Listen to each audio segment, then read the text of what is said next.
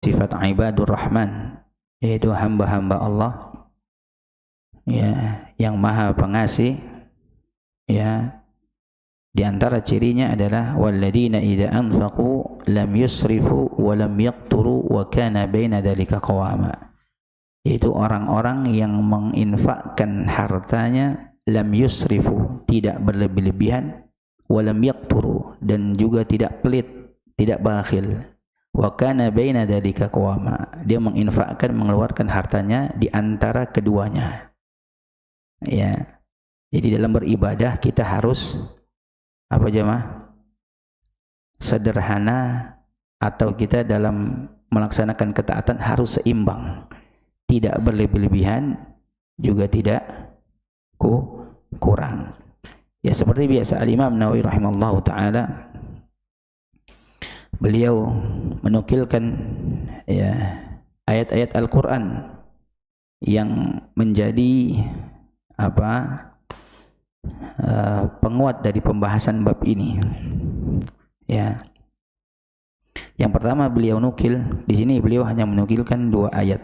Yang pertama dalam surat Thaha, ya, di ayat ke-1 dan ke-2. Qala ta'ala, Allah berfirman, Thaha ma anzalna 'alaikal qur'ana litashqa. Thaha, ya, ma anzalna 'alaikal qur'ana litashqa. Kami tidak menurunkan Al-Qur'an kepada engkau wahai Muhammad litashqa, agar engkau itu menjadi susah. Disebutkan oleh para ulama kenapa Al-Imam Nawawi membawakan ayat ini terkait dengan bab al-iqtisad fi ta'ah, ya, bahwasanya Al-Qur'an diturunkan itu tidak memberatkan bagi hamba-hambanya. Al-Qur'an turun atau Al-Qur'an diturunkan oleh Allah itu sejatinya tidak memberatkan bagi manusia. Ya, bagi manusia. Bahkan Al-Qur'an Al-Qur'an sebagaimana Allah Subhanahu wa taala mengatakan, ya ayuhan nas qad ja'akum, ya, qad ja'akum ya ayuhan nas qad ja'akum mau'izatun min rabbikum wa shifaa'un lima fis sudur wa huda wa rahmatul lil mu'minin. Makasih, syukran. Kata Allah apa? Ayuhan nas, wahai manusia, qad ja'akum mau'izatun min rabbikum, telah datang kepada kalian pelajaran dari Rabb kalian, dari Tuhan kalian. Ya, yaitu apa? Al-Qur'an. Ya, wa shifaa'u lima fis sudur. Ya, sebagai penyembuh dari penyakit-penyakit hati. Ya, wa huda, dan sebagai petunjuk, wa rahmatul lil mu'minin, dan sebagai rahmat bagi orang-orang beriman. Jadi Al-Qur'an ini turun, ya, justru sebagai penyembuh bagi penyakit-penyakit yang di dalam hati. Ya. Jadi Al-Qur'an ini syifa, dan dia juga sebagai petunjuk serta rahmat bagi orang-orang beriman. Jadi Al-Qur'an turun ini tidak menyusahkan, yaitu tidak menyusahkan kita sebagai manusia. Ya. Dan di sini jamaah yang dimuliakan Subhanahu wa taala, ada sedikit faedah terkait dengan di ayat yang pertama Thaha. Ya, Thaha di sini ada sebagian ulama yang menafsirkan Thaha itu adalah nama nabi, ya. Jadi sehingga ada sebagian kita yang menamai anak kita Muhammad Thaha. Ya. Memang ada sebagian pendapat seperti itu. Tapi yang rajih sebagaimana pendapat jumhur, ini Thaha ini termasuk di antara huruf muqatta'ah. Itu huruf muqatta'ah itu huruf, ya, yang dia dibaca itu per huruf, bukan per kata. Dan dalam Al-Qur'an banyak huruf muqatta'ah ini, dan maknanya hanya Allah yang tahu. Ya, Thaha, Hamim, Alif Lam Mim, Yasin, Qaf, Nun, Kaf, Ha, Ya, Ain, Shad, Alif Lam Ra, Alif Lam Mim, Shad. Itu semuanya huruf muqatta'ah. Dan maknanya hanya Allah yang tahu, jemaah. Dan itu dibacanya per huruf. Ya. Per per huruf, bukan dibaca toh. Kan toha bukan dibaca toh, atau alif lam mim dibaca alama, yasin dibaca yas. Tapi ini dibacanya per huruf, ya, per huruf. Ya, ini menunjukkan di antara mukjizatul Al-Quran. Ya, kenapa jemaah? Ini termasuk di antara mukjizat Al-Quran. Orang-orang Quraisy atau orang-orang Arab pada umumnya, mereka itu membanggakan yang namanya bahasa, syair-syair yang sangat indah. Maka kalau kita lihat mukjizat yang turun kepada nabi-nabi, ya, melainkan ya untuk menandingi yang sedang viral pada saat itu. Yang sedang viral di zaman Nabi apa? Syair. Ya, syair yang indah, begitu indah. Ya, maka Allah turunkan Al-Quran yang lebih indah daripada syair. Ya, dan ini bukan syair. Oleh karena Allah mengatakan apa? Wa 'allamnahu asy-syi'ra wa ma yanbaghi la in huwa illa dzikru wa qur'anun mubin. Ya. Dan kami tidak mengajarkan kepada Muhammad, kepada Nabi kita, wa ma yanbaghi la, dan tidak pantas, tidak layak baginya, ya, untuk bersyair. Bersyair itu tidak layak bagi Nabi. In huwa illa dzikru wa qur'anun mubin. Ya, sesungguhnya yang dibaca itu adalah Quran, ya, sebagai penerang. Ya, makanya Al-Quran tuh turun. Makanya ketika Allah menantang orang-orang kafir Quraisy atau musyrik pada saat itu, dengan Allah di sini Subhanahu wa taala menantang kepada mereka yang membangga-banggakan syair Arab pada saat itu. Ya, maka apa? Ketika Allah mengatakan di sini misalnya, ya, qul la in ijtama'atil insu wal jinnu ala ay ya'tu bimithli hadzal qur'an la ya'tuna bimithlihi walau kana ba'duhum li ba'din dhahira. Ya, kata Allah ketika mereka, ya, membanggakan syair-syair mereka atau mengatakan bahwasanya Al-Quran ini adalah buatannya Muhammad, maka kata Allah, qul la in ijtama'atil insu wal jin, ya, katakanlah sesungguhnya jika manusia dan jin itu berkumpul, ya, ada ayatu bimithli hadzal Quran, ya, kemudian untuk membuat yang semisal dengan Al-Quran, ya, yang semisal dengan Al-Quran, ya, kemudian kata Allah, la ya'tuna bimithlihi, ya, niscaya mereka tidak akan dapat membuat yang serupa dengan Al-Quran. Walau kana ba'duhum li ba'din dhahira, walaupun sebagian mereka itu menjadi pembantu sebagian yang lainnya. Allah tantang mereka, orang-orang, ya, Arab yang mengagungkan syair-syair, disuruh ditantang membuat, ya, yang seperti Al-Quran, ya, dan mereka pasti nggak sanggup, walaupun mereka ini membanggakan. Dan bahasa Arab itu kan hurufnya huruf hijaiyah, Pak, sama kayak Al-Quran ini, ya, hurufnya huruf hijaiyah, ya. Maka lihat, ditantang suruh membuat Al-Quran, ya, mereka nggak mampu. Allah tantang lagi 10 surat saja. Di sini Allah Subhanahu wa taala mengatakan apa? Fa'tu bi asyrin suwarin mithlih muftarayat. Datangkanlah, ya, 10 surat-surat yang dibuat untuk menyamai Al-Quran. Enggak mampu juga. Tidak mampu juga.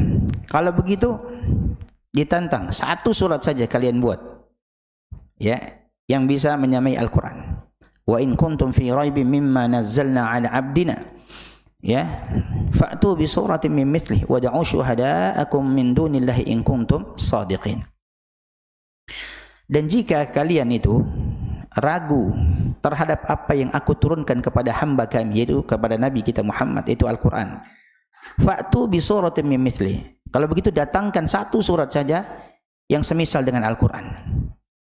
Ya, di akhir ayat, in kuntum shadiqin, jika kalian memang orang-orang benar. Kemudian kata Allah apa? Fa illam taf'alu wa lan taf'alu. Ya. Maka jika kamu tidak dapat membuatnya atau membuat Al-Quran, dan pasti tidak bisa, kata Allah, wa illam taf'alu wa lan taf'alu, pasti kamu enggak bisa. Makanya ini diantara kemujizatan Al-Quran, yang dia juga bahasa Arab, tapi orang Arab sendiri pun enggak bisa membuatnya. Ya, seperti itu jemaah. Makanya Al-Quran turun sebagai mukjizat bagi Nabi kita sallallahu alaihi wasallam, dan ini sampai hari kiamat. Kalau mukjizat saya izin. Bismillah.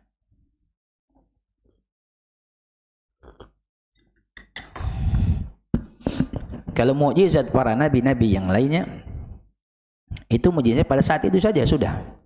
Tapi kalau mukjizat Nabi kita Muhammad Al-Quran, ya, sampai akhir selamanya. Ya. Makanya yang sedang viral pada saat itu adalah syair. Maka Allah menurunkan Al-Quran. Kemudian misalnya di zaman Nabi Musa, yang viral apa? Sihir. Maka Allah, ya, berikan mukjizat kepada Nabi Musa, ya, dan ini bukan sihir tapi lebih hebat dibandingkan sihir, yaitu tongkatnya Nabi Musa bisa menjadi ular dan tongkatnya bisa membelah lautan. Maka para penyihir pada saat itu melihat ini bukan sihir, ini asli, bukan ilusi. Ya. Maka Allah beri mukjizat kepada Nabi Musa. Nabi Yusuf misalnya, apa yang sedang viral pada saat itu? Tafsir mimpi. Ya. Maka para ahli tafsir di zaman Nabi Yusuf itu, raja ketika itu kan pernah bermimpi. Nah, minta ditafsirkan mimpinya oleh para ahli tafsir. Ya. Itu kalau tidak salah itu ada 7 sapi kurus memakan 7 sapi yang gemuk. Ya, diminta ditafsirkan. Raja tersebut enggak ada yang bisa. Nabi Yusuf yang menafsirkan. Maka Nabi Yusuf menafsirkan pasti 100% benar. Ya. Nabi Isa yang viral saat itu apa? Pengobatan. Ahsan, barakallahu fiik. Pada saat itu pengobatan. Ya, Nabi Isa, ya, mengobati apa? Bisa mengobati orang yang buta matanya, disentuh sembuh. Bahkan wa uhyal mauta. Ya, aku bisa menghidupkan yang mati. Ya, bisa. Sedang viral pada saat itu. Makanya Al-Quran turun, ya, berkenaan dengan yang sedang viral pada saat itu. Yaitu apa? Terkait dengan syair. Ya, terkait dengan syair. Ya. Nah, kemudian jamaah yang dimuliakan Allah Subhanahu wa taala, kalau kita lihat di dalam Al-Quran misalnya terkait dengan huruf-huruf muqatta'ah yang ada di awal-awal surat, ya, itu setelahnya biasanya itu menerangkan tentang Al-Quran.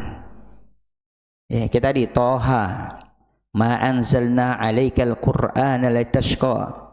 Dia tentang Al-Quran. Tidaklah kami menurunkan Al-Quran kepada engkau, Muhammad, agar engkau itu menjadi susah. Enggak. Ya, justru ini sebagai petunjuk, sebagai penyembuh dari segala macam penyakit yang ada di dada, sebagai rahmat bagi orang-orang beriman. Misalnya Alif Lam Mim dzalikal kitabu la raiba fi. Alif Lam Mim dzalikal kitabu la raiba fi. Ya. Apa itu? Yaitu kitab ini, yaitu Al-Qur'an yang tidak ada keraguan di dalamnya. Ya. Kemudian Alif Lam Mim Allahu la ilaha illa huwal hayyul qayyum nazzala 'alaikal kitaba bil haqq. Ya. Alif Lam Mim, Allah tidak ada ilah, ya, yang berhak disembah kecuali Dia. Ya, Al Hayyul Qayyum, yang Maha hidup dan Maha berdiri. Nazzala 'alaikal kitab. Ya, terkait dengan Al-Qur'an juga, dengan kitab. Kami menurunkan kita kepada engkau kitab yang benar. Ya, seperti itu. Alif Lam Mim Shad, kitabun unzila ilaik. Ya, kitab yang aku turunkan kepada engkau. Ini huruf-huruf muqatta'ah biasanya menerangkan setelahnya adalah terkait dengan Al-Quran. Ya, terkait dengan Al-Quran. Ya, ini diantara kemujizatan Al-Quran. Ya. Nah, kemudian yang dimuliakan Subhanahu wa taala, ayat yang dinukilkan berikutnya adalah dalam surat Al-Baqarah di ayat 185, yaitu yuridullahu bikumul yusra wa la yuridu bikumul usra.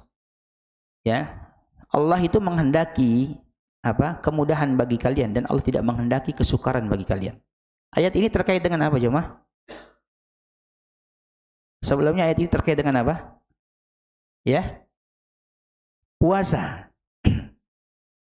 Faman kana minkum maridun aw ala safarin fa iddatun min ayyamin ukhra. Dan barang siapa yang sakit atau dalam perjalanan, maka dia boleh enggak puasa, diganti di hari-hari yang lain. Kemudian kata Allah, yuridullahu bikumul yusr wa la yuridu bikumul usr. Allah itu ingin menghendaki kebaikan bagi kalian, bukan kesulitan. Jadi dengan puasa Allah itu enggak menghendaki bagi kita kesukaran. Karena orang enggak puasa, orang safar atau sakit, dia boleh enggak berpuasa. Dan Allah enggak perintahkan kita puasa sepanjang hari, sepanjang tahun. Ya. Jadi Allah menginginkan kemudahan bagi siapa? Bagi hamba-hambanya. Ya. Bagi hamba-hambanya, dan Allah tidak menghendaki kesukaran bagi kita. Ya, walaupun ayat ini terkait dengan puasa, tapi ini bersifat umum, jemaah. Ya, Allah tidak menghendaki kesukaran bagi hamba-hambanya, ya, seperti itu. Makanya ya, di sini Al-Imam Nawawi beliau menukilkan dua ayat ini, yang pertama dalam surat Thaha, yang kedua dalam surat Al-Baqarah, itu sebagai sebagai penjelas bagi kita bahwasannya Al-Quran ini diturunkan bukan untuk menyusahkan dan menyulitkan kita, dan agama ini, ya, atau syariat ini, ya, diturunkan kepada kita untuk, ya, bukan menyusahkan dan menyulitkan kita. Sehingga jamaah yang dimuliakan Allah Subhanahu wa taala, dalam menjalankan syariat, dalam menjalankan ketaatan, maka harus seimbang. Allah saja, ya, tidak menyulitkan bagi hambanya. Allah suruh kita seimbang. Jadi antara dalilnya tadi, dalam berinfak, mengeluarkan harta, ya, dia tidak berlebih-lebihan, tidak juga bakhil atau pelit, ya, di antara keduanya, seperti itu. Nah, jemaah yang dimuliakan Allah Subhanahu wa taala, hadis yang pertama yang dinukilkan oleh Al-Imam Nawawi rahimallahu taala, yaitu hadis an Aisyah radhiyallahu anha, dari Aisyah radhiyallahu anha, anna Nabiy sallallahu alaihi wasallam dakhala 'alaiha wa 'indaha imra'atun. Ya. Jadi suatu ketika Nabi masuk, ya, ke rumah Aisyah, dan di dalamnya ada seorang wanita. Ada seorang wanita. Qala, maka Nabi bertanya, man hadhihi? Siapa wanita ini? Ya. Siapa wanita ini? Hadhihi fulana, disebutkanlah oleh Aisyah. Ia adalah fulana. Tadhkuru min salatiha. Dia itu terkenal sekali dengan salatnya. Maksudnya tekun sekali, luar biasa ini salatnya. Ya. Kalau sahabat yang sudah, apalagi ini ibunda kita, ibundanya orang-orang beriman, itu Ummul Mukminin Aisyah radhiyallahu anha, memberikan tazkiyah. Ini orang luar biasa, terkenal dengan salatnya. Ya. Seperti itu. Maka Nabi SAW mengatakan, qala mah alaikum bima tutiqun. Maksudnya mah itu jangan demikian, berhenti. Berhenti. Jangan demikian. Maksudnya saking dahsyatnya nih wanita ini dalam salatnya. Berhenti, kata Nabi. Ya, alaikum bima tutiqun. Jangan demikian. Ya, berbuatlah semampu kalian. Jadi jangan memaksakan diri dalam beribadah. Tadi kita sebutkan bahwa harus seimbang dalam ketaatan dan sederhana dalam beribadah. Ya. Jangan seperti itu. Ya. Kemudian fa wallahi la yamallullahu hatta tamallu.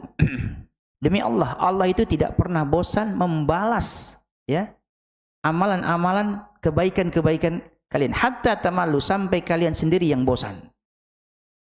Allah nggak pernah bosan dan nggak pernah capek jemaah dalam membalas ya balasan bagi hamba-hambanya. Adapun kita beramal pasti ada malasnya. Makanya kita harus sederhana. Ya. Jadi kalau bahasa anak muda gas terus, digas terus akhirnya apa? Nggak ada gas, ya, nggak ada gas. Wa kana habbuddin ilaihi ma dawama wa sahibuhu alaihi. Dan agama yang paling dicintai oleh Allah adalah yang seseorang itu melaziminya, mendawamkannya, continue, terus menerus. Sebagaimana dalam hadis yang lainnya, ahabul a'mali ilallah adwamuhu wa in qalla. Ya. Jadi apa amal yang paling dicintai oleh Allah adalah yang terus menerus walaupun sedikit. Ya. Sedikit jemaah. Jadi jangan memberat-beratkan diri, jangan terlalu ekstrim takalluf. Nanti ada hadis-hadis yang disebutkan. Bahkan disebutkan di sini ya, ketika ada seorang sahabiah ya, seorang sahabiah ini dia ingin bernazar haji dengan berjalan kaki. Ternyata sudah ada di zaman Nabi yang seperti ini. Seperti di tempat kita. Ada yang apa? Sepedaan, ada yang jalan kaki. Ternyata di zaman Nabi sudah ada. Ada yang bernazar haji jalan kaki, perempuan lagi. Ya.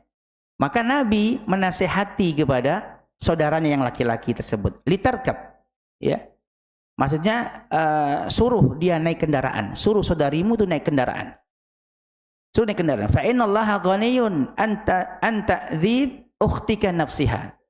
Allah itu tidak tidak butuh dengan sikap saudarimu yang menyakiti dirinya. Lihat jamaah. Kalau ada kendaraan, ya, kalau ada kemudahan, ambil jemaah. Jangan mempersulit diri kita. Ya, ambil. Ya. Maka tidak boleh kita menyusah-nyusahkan diri kita. Sehingga kita ada yang mengatakan bahwasanya nanti saya puasa pas musim panas saja, biar berasa, biar dapat pahalanya lebih. Nah, ini keliru jemaah. Ya. Ini keliru. Ya. Allah beri kemudahan, cari ya kita alhamdulillah dikasih nikmat cuaca adem, itu alhamdulillah. Tapi kalau dia bilang saya mau puasa nanti di tengah matahari, kalau perlu berjemur di siang hari biar dapat pahalanya banyak. Ya, semakin banyak kesulitan maka semakin banyak pahala. Nah, ini keliru jemaah.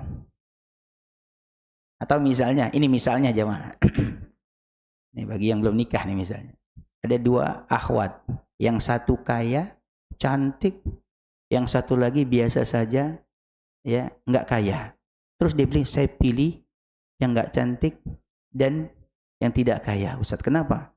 Ntar kalau dia nggak soleh, ya, terus dia ngomel-ngomel, saya sabar aja biar dapat pahala yang banyak. Nah, ini keliru jamaah. Pilih yang mana?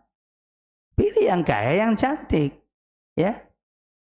Ini kalau ada pilihan, tapi dia milih yang sulit. Paham jemaah? Kalau nggak ada pilihan ya derita kita berarti. Ya. Jadi pilih yang mudah. Nabi itu ketika ada dua pilihan, ya, selagi tidak berdosa, maka Nabi milih yang lebih mudah jemaah. Makanya di sini beribadah harus seimbang, sederhana dalam ibadah. Dan dia harus seimbang dalam mentaati Allah Subhanahu wa taala. Bainal ghulu wa tafrid. Ya. Dia berada di antara sikap ekstrim dan sikap merendahkan atau kurang. Ya, seperti itu. Ya.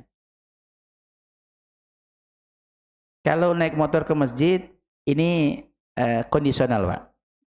Kalau naik motor ke masjid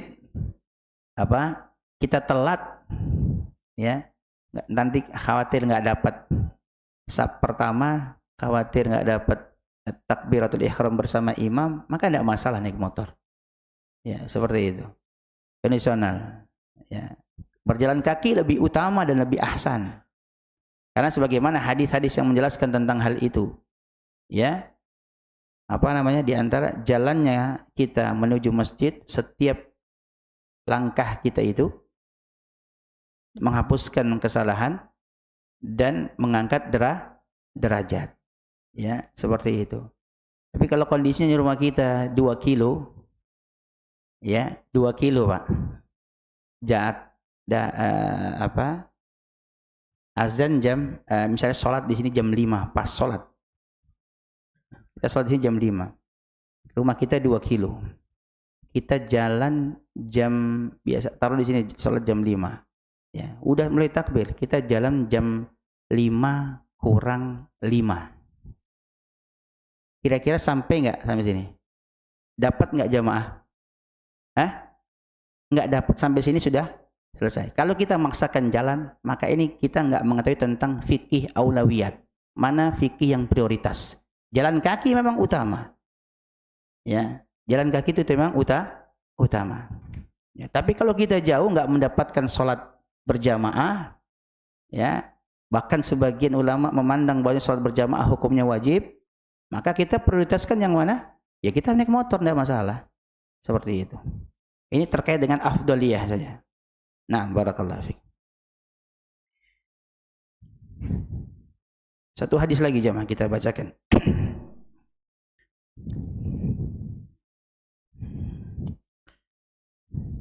Wa Anas radhiyallahu anhu qala. Dia berkata, "Ja'a thalathatu rahtin ila buyuti azwajin Nabi sallallahu alaihi wasallam yas'aluna an ibadatin Nabi sallallahu alaihi wasallam." Ada 3 orang yang datang ke rumah istri-istri Nabi. Ya, yas'aluna an ibadatin Nabi sallallahu alaihi wasallam, menanyakan tentang ibadahnya Nabi. Ya, menanyakan tentang ibadahnya Nabi. Ini 3 orang. Saya pernah mendapatkan penjelasan 3 orang di situ. Memang di sini tidak disebutkan, tapi saya belum menemukan sumber rujukan aslinya. Tapi ada yang menyebutkan di sini 3 orang tersebut adalah Ali bin Abi Thalib. 2 lagi siapa? Yang masih muda-muda, Utsman bin Maz'un, kalau tidak salah. 1 lagi saya lupa itu. 3 orang ini. Maka ketika mereka bertanya, falamma ukhbiru ka'annahum taqalluha, ya, maka dikabarkanlah kepada mereka, ya, dikabarkan kepada mereka. Kemudian apa? Ka'annahum taqalluha, mereka tuh menganggap ibadah mereka itu masih sedikit, ya, masih sedikit dibandingkan ibadahnya Nabi. 3 sahabat ini sebenarnya bukan ingin merendahkan ibadah Nabi, bukan. Tapi beliau mengatakan, wa qalu aina nahnu min Nabi sallallahu alaihi wasallam qad ghufira lahu ma taqaddama min dambihi wa ma ta'akhkhar. Ya, maksudnya apa perbandingan kita dengan Nabi? Ya, perbedaan kita dengan Nabi itu jauh. Nabi itu dosa-dosanya diampuni yang telah lalu maupun yang akan datang. Dan Nabi itu dipastikan masuk surga. Adapun kita nggak ada jaminan. Makanya 3 orang ini bukan ingin meremehkan ibadah Nabi. Cuman kalau kita dibanding Nabi seorang Nabi dijamin masuk surga, dosa-dosanya diampuni yang telah lalu maupun datang. Adapun kita, maka kita nggak ada apa-apanya. Makanya mereka itu bersemangat untuk terus beribadah seperti itu. Ya, seperti itu. Ya. Maka ya, kemudian di sini qala ahaduhum, maka di antara mereka ada yang berkata, amma ana fa usallil lail abada, adapun aku, maka aku akan salat, ya, semalam suntuk, enggak tidur jemaah. Enggak tidur, ya, salat semalam suntuk. Wa qala al-akhar, adapun yang satunya lagi berkata, Wa ana asumud dahr wa la uftir. Saya akan puasa setiap hari sepanjang tahun dan tidak akan berbuka. Wa qala al-akhar, ya, kemudian yang terakhir berkata, orang terakhir berkata, wa ana a'tazilun nisa fala atazawwaju abada. Saya akan menjauhi wanita dan saya tidak akan menikah selamanya. Faja'a Rasulullah sallallahu alaihi wasallam ilaihim. Maka Rasulullah sallallahu alaihi wasallam datang kepada mereka dengan mengatakan, antumul ladzi qultum kadza wa kadza. Apakah kalian yang berkata begini dan begitu? Ya. Amma wallahi, kata Nabi, adapun saya demi Allah, ya, inni akhsyakum lillah wa atqakum lahu. Sesungguhnya aku ini lebih takut kepada Allah dan lebih bertakwa dibandingkan kalian nih. Ya. Lakinni asumu wa uftir, akan tetapi aku tuh berpuasa dan aku berbuka. Wa usolli wa arqud, dan aku salat malam dan aku juga tidur. Wa atazawwajun nisa, dan aku juga menikahi wanita. Bahkan Nabi istrinya 11. Ya, 11 jamaah. Nanti 9 ada khilaf di antaranya. Ya, seperti itu. Faman raghiba an sunnati falaisa minni, dan barang siapa raghiban itu maksudnya benci. Barang siapa yang benci dengan sunnahku falaisa minni, maka dia bukan dari golonganku. Dia bukan dari golonganku. Ya. Jadi di sini sahabat-sahabat ini mereka keluar dari petunjuk sunnah. Dan di antara jamaah yang dimuliakan subhanahu wa ta'ala para ulama, di antara benci kepada sunnah itu bukan hanya berbuat bid'ah, tapi terkadang kita merasa kurang, ya, merasa kurang dari petunjuk Nabi. Ya. Kita, jadi kan kalau bid'ah itu Pak, ada bid'ah asli dan ada bid'ah idhofiyah. Bid'ah idhofiyah itu bid'ah yang dia sebenarnya ibadah itu ada, tapi di otak-atik. Contohnya ini, sholat malam disyariatkan nggak? Disyariatkan nggak tidak sholat malam? Disyariatkan. Tapi dia sholat malam suntuk nggak tidur-tidur. Ini menyalahi sunnah Nabi Shallallahu Alaihi Wasallam. Puasa disyariatkan nggak? Disyariatkan, ya. Tapi kalau puasa sepanjang terus nggak buka-buka, ini berarti telah menyalahi sunnah dan dia benci kepada Nabi. Seperti itu. Nah, makanya di sini benci kepada sunnah Nabi bukan hanya dia melakukan perkara-perkara bid'ah yang baru, tapi dia kalau merasa kurang saja, ini kayaknya kurang cukup. Maka Nabi tegur, ya, ini kayaknya nggak cukup nih kalau zikir disyariatkan misalnya. Zikir lisan, tapi dizikir dengan membuat zikir-zikir yang tidak masyru', ya kan? Tidak puas dengan zikir-zikir yang diajarkan oleh Nabi kita sallallahu alaihi wasallam, ya maka bisa terjatuh pada perkara bid'ah seperti itu. Nah, ini semua amalan ini disyariatkan, yaitu salat, puasa dan menikah. Tapi ketika dia merasa kurang cukup, merasa kurang dari petunjuk Nabi Shallallahu Alaihi Wasallam, maka Nabi tegur jemaah, harus seimbang, ya, harus seimbang, ya. Aku puasa kata Nabi, aku juga berbuka, aku sholat malam dan aku juga tidur, ya, dan aku juga menikahi wanita, ya, jangan malah tidak menikahi wanita. Seperti itu jemaah. Ya. Jemaah yang dimuliakan Allah Subhanahu wa taala, mungkin ini yang bisa Ana sampaikan untuk pertemuan kali ini. Saya mohon maaf karena harus safar ke Bogor, jadi agak dipersingkat kajian kita pada pertemuan kali ini, dan untuk kali ini tidak ada pertanyaan jemaah. Wallahu ta'ala bishawab. Nakhtim bi doa kafatul majlis. Subhanakallahumma wa bihamdik, asyhadu an la ilaha illa anta, astaghfiruka wa atubu ilaik. Akhirul kalam. Assalamualaikum warahmatullahi wabarakatuh.